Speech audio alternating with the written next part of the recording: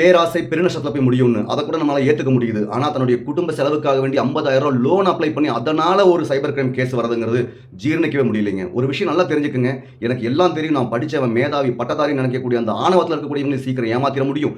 எதுவும் தெரியாத பாமரனையும் சீக்கிரம் ஏமாத்திர முடியும். இங்க ஒரு சம்பவம் நடந்ததை நான் உங்கள்ட்ட சொல்றேன். எனக்கு தெரிஞ்ச ஒருத்தர் தன்னுடைய குடும்ப செலவுக்காக வேண்டி 50,000 லோனுக்கு பல வங்கிகளுக்கு போறாரு.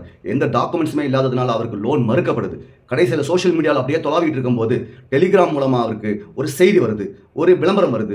எந்த ஆவணமும் இல்லாம 50,000 லோன் கொடுக்குறேன்னு அதை பார்த்தோம் நம்மளுக்கு ஒரு மிகப்பெரிய சந்தோஷம், திருப்தி.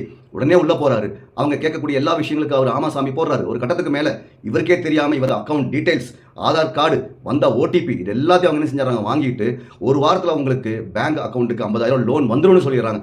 இவர் தன்னுடைய பேங்க்குக்கு ஒரு வாரத்தில் அந்த லோன் அமௌண்ட் 50,000 வரும்னு காத்துட்டு இருந்திருக்காரு. ஆனால் நடந்தது தெரியுங்களா? இவருக்கே தெரியாம அவருடைய பேங்க் அக்கௌண்ட்ல பல லட்ச ரூபா டிரான்ஸ்ஃபர் ஆகிருக்குது. பணம் வந்திருக்கு, போயிருக்கு.